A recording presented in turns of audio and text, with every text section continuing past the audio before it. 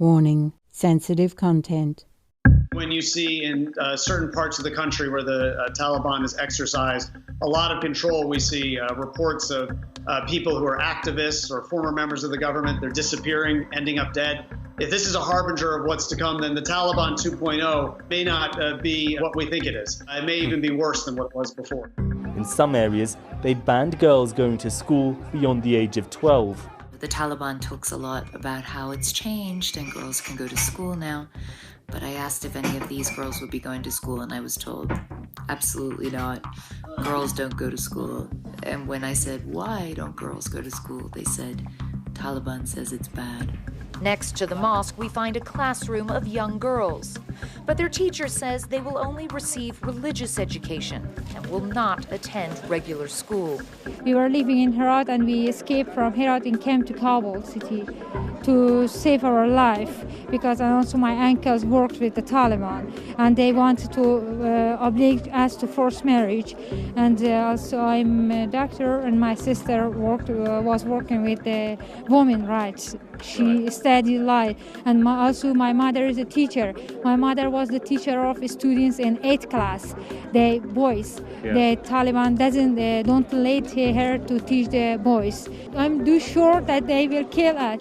Afghanistan is one of the deadliest places in the world to be born a woman. I have never felt it to this extent, helpless, hopeless, disappointed, poor and miserable in my life. Our friends are going to get killed. They're going to kill us.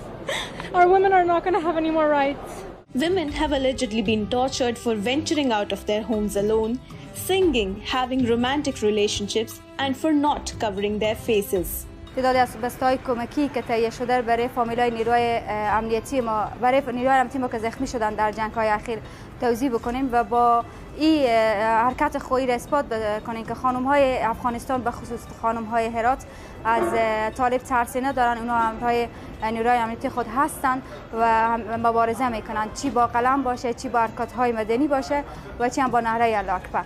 In the areas that the Taliban rules, there are simple rules for women. Women should cover themselves from head to toe. Women are forbidden from walking outside the house. They should leave home only with a male relative. There are restrictions on girls' education. Despite its claims of being a new Taliban, all of this is reminiscent of the dark period. This is an emergency now.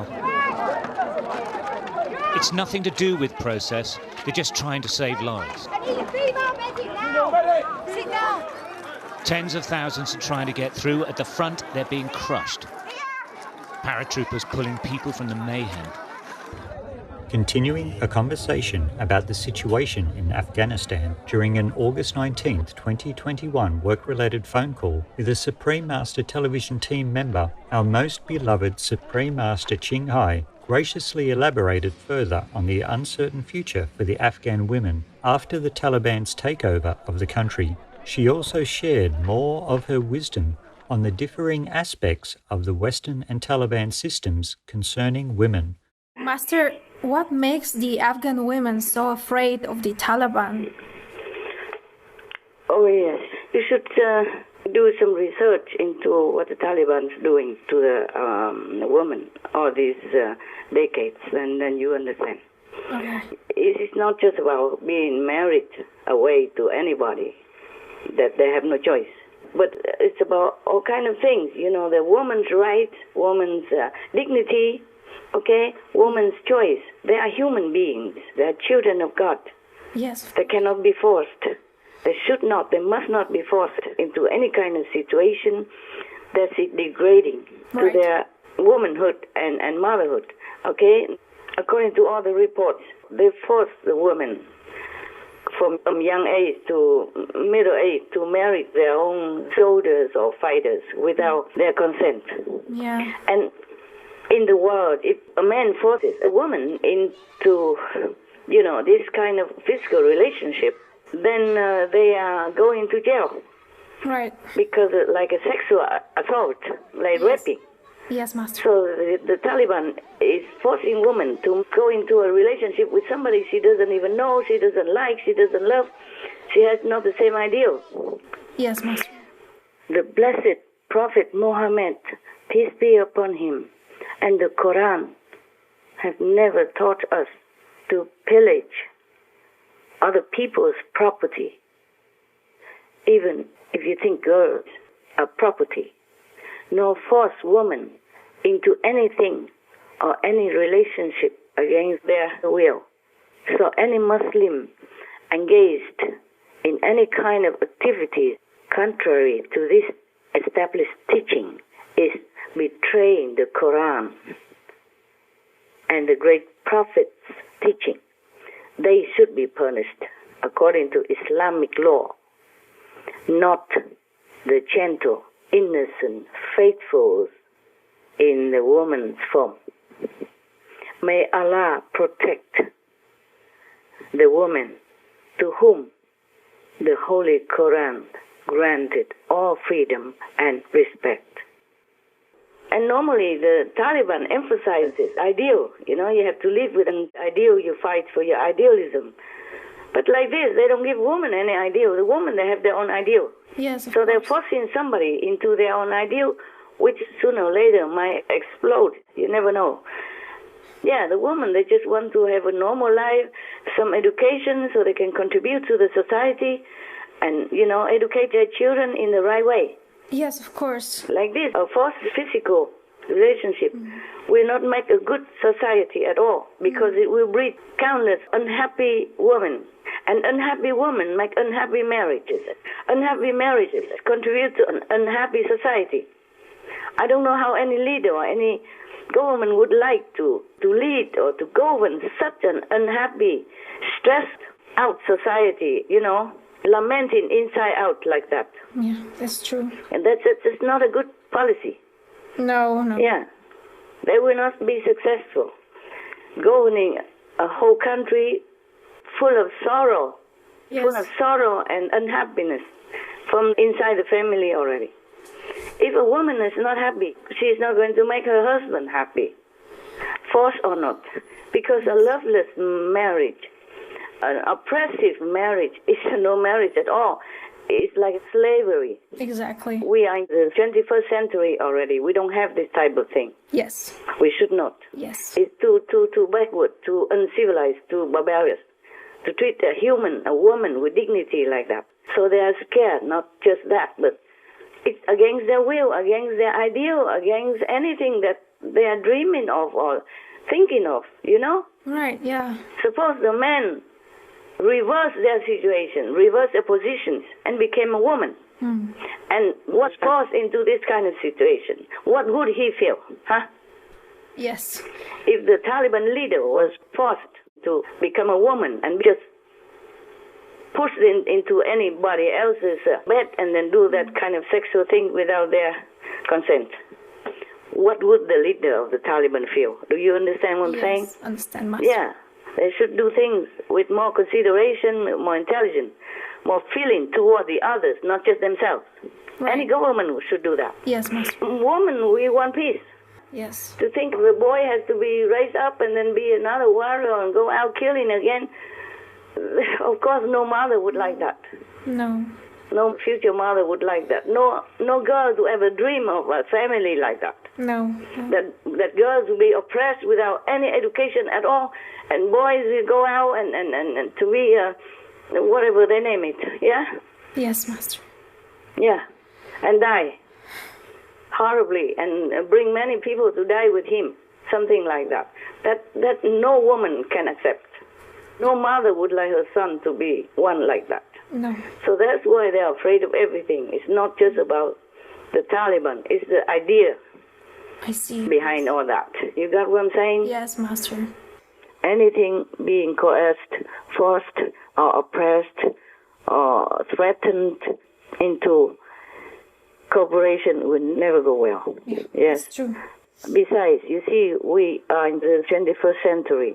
Women became astronauts, you see, going to space. Women are in the scientific field. Yes. Women have invented many things that are beneficial to human beings, animals, and the whole world. Yes. And women have become prime ministers, presidents, and leading the world into prosperity. at least their nation. Of course, the world will benefit as well. Right. So the Afghan woman cannot be contented just to stay home and scrub the floor and always aye, sir. Yeah, you see what I'm saying? Even though she has better ideas, she has more intelligence even. Yeah. Possible, yes. Many women have more intelligence than some men, that's for sure. So how can any country go forward in that kind of energy, in that kind of situation, that kind of very unhappy atmosphere? Yes, understand. Women, they are wise. They are. They understand all that. They can see far in the future. It's not just about themselves that they worry about. They worry about their country, their children, the future of their children. Right. Okay.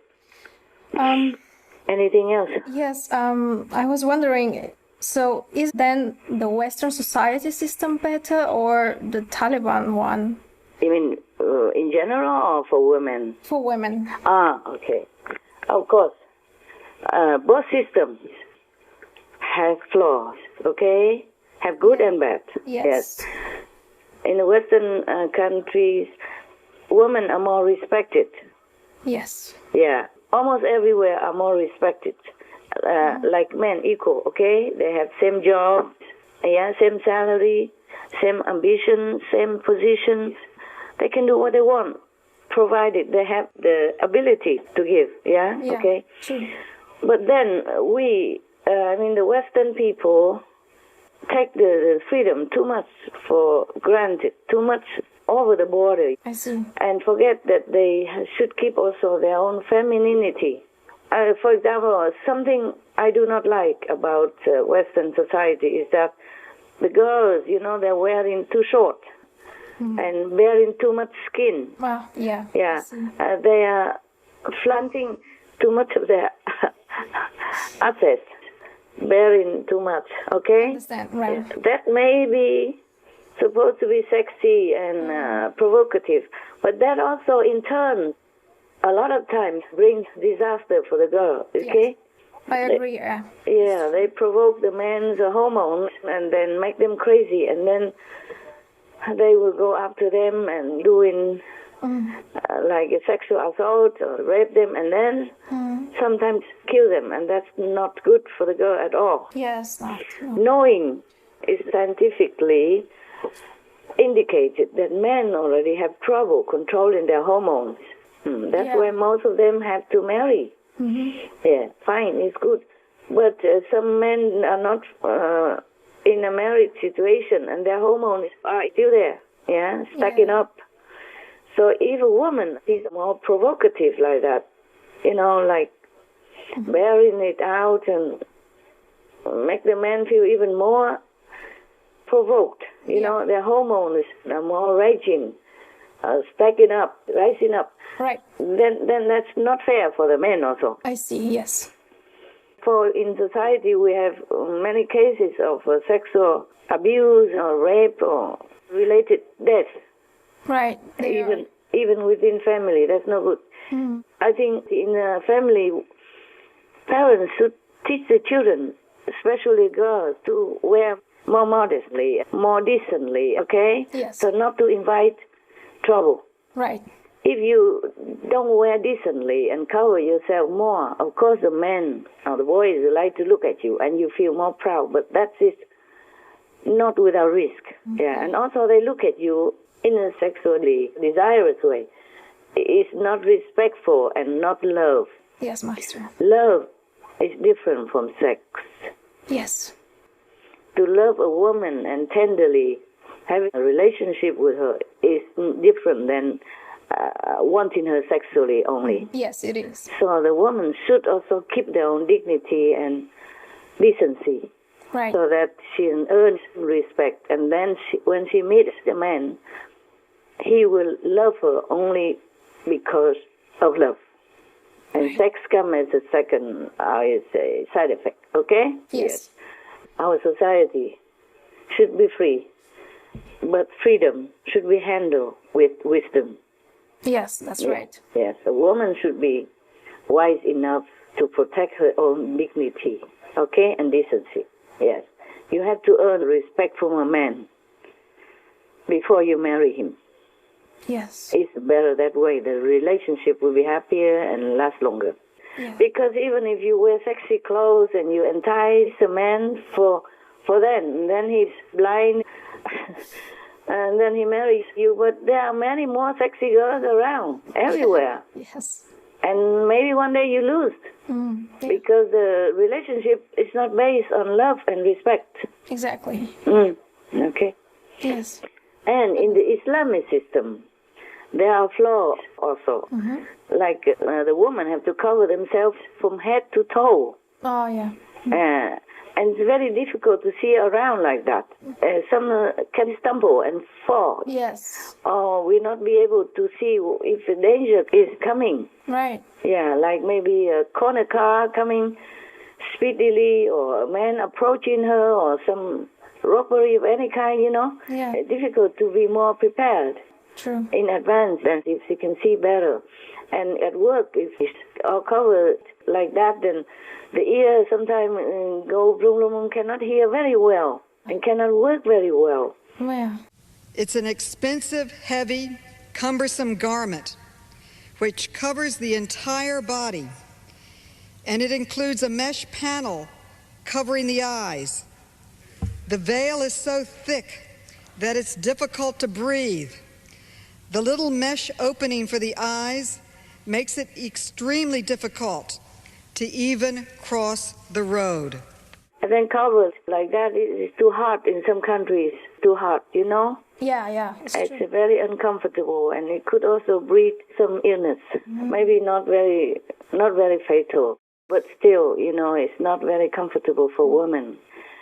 In the Bible of both Christians and Muslims, it also has this, I think, that God made humans in their own image. Yes. In their own image, made as humans. So the human face of a woman and the human face of a man should not be hidden. Right. Because God has given us birth without any cover. Yes? And for the sake of decency in the world, then we cover ourselves. But the face should not have to be covered. Yeah. Yeah. That's what my opinion is. But it's okay. It's not the worst thing. I see. Yeah. Yes. Still, it's very inconvenient for women to take care of many things. To do work outside the house or inside the house. Yeah, it's true. And also taking care, even taking children to school or doing something like that is very inconvenient. A little inconvenient. Not so easy to work with, the clothes like that. But in the Western society, they did the opposite and more exaggerating. So both sides should compromise and make the best use of both sides. I think would be the best. Exactly. Yes. The woman should keep dignity, that's for sure. But not cover all over like that. Like you have something ugly, something sinful you have to hide. Yes. Yeah, I understand. Yeah. Thank you. Also, for this system, sometimes you never know if underneath the burqa is a man or a woman. If a man, if he has bad intentions, he could be hiding something underneath the burqa. Yeah, pretending to be a woman and can harm somebody or can harm some of the government persons in an assassinating scheme and all that. You see what I'm saying? Yes, Master. Yeah. So moderate, I think, is the core. Right. Is the best solution for any country, especially for women. So if we oppress half of the society's population, meaning women, then we might lose, talent, exceptional talent, like scientists, astronauts, physicists, teachers, masters, spiritual guides, presidents, the prime minister, etc., We might lose so much. so much talent and workforce by eliminating women in any society. Understand. Women should be given the opportunity, like men, to develop their potential, in order to help the world. God knows we need more wise humans to lead our world into a better situation. Also, don't forget that women are the mothers of all the prophets, all the masters that have ever graced our planet, and the mothers of all presidents, prime ministers, great leaders, virtuous statesmen of all time up to now, and also in the future. So we have to respect women. Women have to be protected and respected, and their dignity must be protected, must be respected, so that our world can function. Without women, we don't have the world that we have now. We don't have humanity. Yes, Master. The thing is, there's another side effect of woman oppression, of forbidding, is that I think the men in that situation or in that country are afraid of women. That's why they try so hard to suppress them. My suspicion. Okay? They know women are so clever and so successful if they focus on something instead of just scrubbing the floor and cleaning the pots. So they try to suppress them so that women become helpless, useless, and like a slave under the dictator of the man. Do you understand what I'm saying? I see. Under the Taliban, they were virtual prisoners, flogged or even executed if they dared to defy their laws. A report by Global Rights estimates that around 90% of women here experience violence or are forced into marriage. Most suffer behind a veil of silence, never speaking about their torment. The safe house is full of women who are terrified of their families. Many are hiding from husbands who have physically or sexually abused them. تراجسترین کس در افغانستان قانون تطبیق شود. یعنی انتخاب میشه سر کی باید قانون تطبیق شود. While these patients were injured in accidents, they also treat women who have deliberately set themselves alight. Her face, covered in bandages, appeared on her favorite football club's Twitter page. Sahar set herself on fire in front of a Tehran court in early September, after learning she could face a 2-year prison sentence. Her crime, attempting to enter a football stadium dressed as a man to watch her team play. The young football fan later died from her injuries.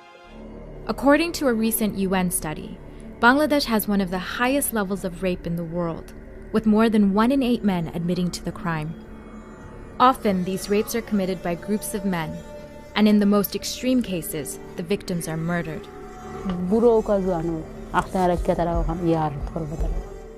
Some facts about violence against women and girls. Globally, 1 in 3 women, or 736 million, have experienced physical and/or sexual violence. As many as 38% of murders of women worldwide are perpetrated by a male partner. An estimated 5,000 women globally are murdered by family members each year in so-called honor killings. 200 million women and girls living today have suffered from female genital mutilation. 1 in 5 women globally, or 650 million alive today, were forced to marry as children before age 18. 126 million girls are missing from the world's population as victims of female infanticide, malnutrition, neglect, etc. 2/3 of the world's illiterate are female. 82% of women parliamentarians in 5 regions reported enduring some form of psychological violence, including sexist remarks, mobbing, and death threats.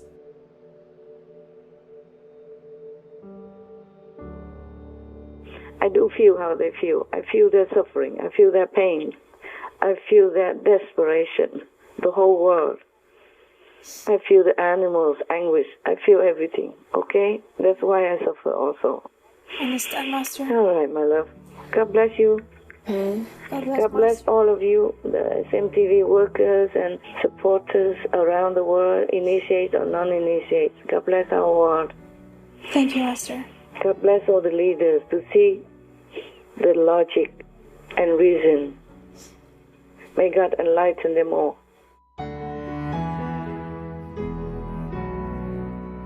Most benevolent Master, we are grateful for your unwavering, deep care and loving advocacy for those experiencing turmoil now, especially the vulnerable and oppressed. Our hearts are in prayer for the women, as well as other fellow beings on our planet who have yet to secure peace and freedom as their birthright. May the day come soon when everyone shall live as dignified and equally respected world citizens. Wishing beloved Master to be always well and tranquil, ever safeguarded by all heavenly goddesses. For the full broadcast of this phone call with Supreme Master Ching Hai, please tune in to Between Master and Disciples on Saturday, September 4th